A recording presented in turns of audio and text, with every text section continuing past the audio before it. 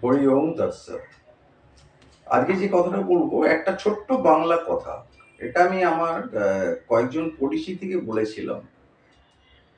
তো সেনসিটিভ পরিচিতি আর কি যারা আছে। তো তাদেরকে বলেছিলাম। তো তারা বুঝতে পারেনি। কথাটা বুঝতে পেরেছে হয়তো বা সেইভাবে পার্সপেক্টিভটা বুঝতে পারেনি আমার বলার যে উদ্দেশ্য। তা সেই জন্য ভিডিওটা করা। সেটা আমি বলেছিলাম যে আসক্তিহীন স্বাচ্ছন্দ্য। আসক্তিহীন স্বাচ্ছন্দ্য। এইটা তুমি ভোগ করো। তখন বলল যে এটা কি রকম একটু বুঝিয়ে বলো। তো সেই জন্য ভিডিওটা করছি। তো আসক্তিহীন স্বাচ্ছন্দ্য বলতে আমি ভালো থাকবো, ভালো খাবো, ভালো জায়গায় ভালো শান্তিতে ঘুমাবো, ভালো সবকিছুই আমার স্বাচ্ছন্দ্য থাকবে। কিন্তু আসক্তি থাকবে না। এই স্বাচ্ছন্দ্যের উপর যে আসক্তি, সেই কিন্তু আপনাকে টেনে নিয়ে যায় সকালবেলা মর্নিং ওয়াকে, সকালবেলা জিমে, চা খাচ্ছেন অল্প, বিস্কুট খাচ্ছেন অল্প, খাবারে ডায়েট। কেন? আসলে আমার স্বাচ্ছন্দ্য আছে এবং স্বাচ্ছন্দ্যে আসক্তি আছে। আমার বাঁচার ইচ্ছে আছে। এই যে আমাকে অনেকে বলে সিগারেট ছেড়ে দাও, এত সিগারেট খাচ্ছ।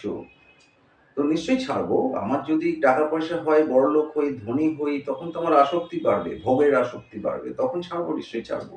কিন্তু এখন তো ছাড়ার কোনো প্রশ্ন নেই। হ্যাঁ? কারণ এখন আমি মৃত্যু ভয় নেই আমার। তো ফলে কি হয়, এই যে আসক্তিহীন স্বাচ্ছন্দ্যর মেইন ব্যাখ্যাটা হচ্ছে, ধরুন একটা শুটিং ফ্লোর, একটা মেয়েকে সিলেক্ট করা হয়েছে, ধরুন মধ্যবিত্ত ঘরের একটা মেয়েকে সিলেক্ট করা হয়েছে শুটিং এর জন্য। তো একটা ক্যারেক্টার দেওয়া হচ্ছে তাকে, রানী রাসমণির জামাই মথুরের বউ। তা এবার ব্যাপার হচ্ছে কি, যেহেতু মথুরের বউ জমিদার বাড়ির বউ, তাকে গয়না টয়না, শাড়ি, ভালো শাড়ি দিয়ে সাজানো হয়েছে। গায়ে প্রায় ধরুন ভরি ভরি গয়না, কারণ মথুরের বউ হয়েছে সে। তো শুটিং ফ্লোরে সে যতক্ষণ আছে ততক্ষণ কিন্তু ওই সব জিনিস সে পরে আছে, জমিদার গিন্নির মতো ঘুরে বেড়াচ্ছে। যতক্ষণ শুটিং চলছে ততক্ষণ না, লাঞ্চ টাইমেও সে ওগুলো পরেই ভাত খেয়েছে, চা খাচ্ছে, রিল্যাক্স নিচ্ছে, বিশ্রাম নিচ্ছে, সবকিছু উইথ মেকআপ।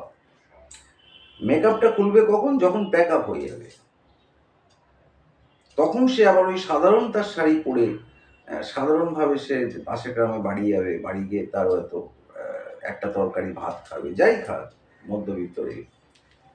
তো ওই শুটিং ফ্লোরে কিন্তু সে জমিদার, এবং সেই জমিদারি ক্যারেক্টারটাকে কন্টিনিউটির জন্য সে কিন্তু রিল্যাক্সেও জমিদার, খাওয়াতেও জমিদার, হ্যাঁ, গল্প করছে জমিদার, ছুটে বেড়াচ্ছে জমিদার, বাথরুমে যাচ্ছে জমিদার, সে কিন্তু জমিদার। যতক্ষণ শুটিং ফ্লোরে আছে ততক্ষণ সে জমিদার গিন্নি। তা এই যে সে কিন্তু জানে যে এগুলো প্যাক আপের সময় আমায় খুলে দিতে হবে। ডাইরেক্টর প্যাক আপ বলা মানে মেকআপ ম্যান বসে আছে সেটা নেবে বলে। এটা আমার নয়।